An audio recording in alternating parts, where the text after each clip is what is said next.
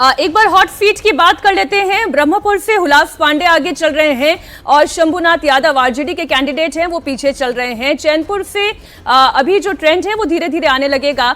नवादा का भी ट्रेंड अभी आना बाकी है। चेतन आनंद नबीनगर से आगे चल रहे हैं और आरजेडी के अमोद कुमार सिंह वो पीछे चल रहे हैं। कुटुंबा से राजेश राम कांग्रेस के नेता हैं, वो इस वक्त आगे चल रहे हैं। तो ये हॉट सीट हैं जिनकी हम बात कर रहे हैं। रेणु देवी बेतिया से लीड कर रही हैं। वाशी अहमद कांग्रेस के नेता हैं, वो पीछे चल रहे हैं। 120 से ज्यादा सीटों के रुझान इस वक्त आप इंडिया टीवी पर देख रहे हैं। एनडीए 75, महागठबंधन 41, जन स्वराज 4 सीटों पर लीड करते हुए ये डेटा आपके सामने। बिहार की वीवीआईपी सीटें इस वक्त हम आपको दिखा रहे हैं। वीवीआईपी सीटों में बहादुरगंज से एआईएमआईएम के नेता आगे, अमौर से एआईएमआईएम के नेता, बीजेपी बगमखी से कृष्ण कुमार ऋषि वो लीड कर रहे हैं और बीमा भारती आरजेडी की नेता रुपौली से वो पीछे चल रही है। वो बहुत इंपॉर्टेंट सीट इसलिए है क्योंकि वहां ये रुपौली से बीमा भारती के पति अवधेश मंडल बड़े बाहुबली और अपराधी किस्म के व्यक्ति थे। और देखिए स्क्रीन पर अब आपके सामने कुछ हॉट सीट्स, वीवीआईपी सीट्स, कौन चल रहा है आगे कौन पीछे। उससे पहले एक बार अलग अलग लोकसभा सीटों का आप देख लीजिए फिलहाल क्या परिस्थिति दिखाई दे रही है।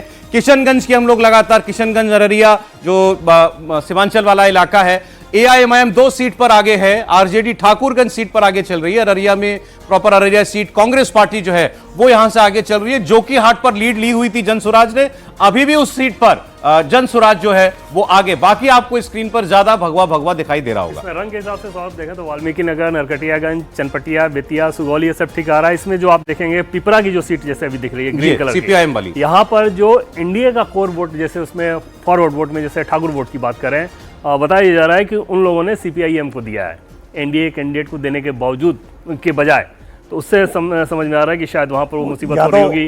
गोविंदगंज की सीट के हिसाब से बात करें तो एलजेपी बहुत सुकून में होगी क्योंकि यहाँ पर बीजेपी के स्थानीय कार्यकर्ता इस बात को लेकर नाराज थे कि एलजेपी को हमारी सिटिंग सीट क्यों दे दी गई, उन्होंने चुनाव में बहुत सपोर्ट नहीं किया। तो अगर ये रंग बरकरार रह जाता है तो एलजेपी के लिए बहुत राहत वाली बात होगी। अच्छा, 130 से ज्यादा सीटों के रुझान आ चुके हैं। 139 सीटों के ट्रेंड्स जो हैं वो आप इंडिया टीवी की स्क्रीन पर देख रहे हैं। जेडीयू 34 पर, बीजेपी 33 पर आगे, कुल 80 ट्रेंड्स में आगे दिखाई दे रही है। एनडीए की टैली 51 पर महागठबंधन, जिसमें से 35 आरजेडी की अपनी सीटों पर आगे वो चल रही है। 8 पर अब कांग्रेस पार्टी आगे हो गई, थोड़े रफ्तार पकड़ी कांग्रेस ने भी, और लेफ्ट 6 सीटों पर आगे चल रही है। वीआईपी 1 पर, जन स्वराज 4 पर, एआईएमआईएम की तीसरी सीट भी आ गई है आज इस पर वो आगे। ये भी इंटरेस्टिंग है, देखना होगा। मतलब असदुद्दीन ओवैसी का जो लगाया जोर है वो अभी तक तो काम करता हुआ हमें दिखाई दे रहा है। गौरव और राम की सीट बीजेपी आगे, जहां फ्रेंडली फाइट थी, ऐसी 12 सीटें हैं जहां पे कलर के हिसाब से स्टार्ट करें वहां से तो कदवा बलरामपुर ये एक्सपेक्टेड लाइन पे नजर आ रहा है इसका रंग।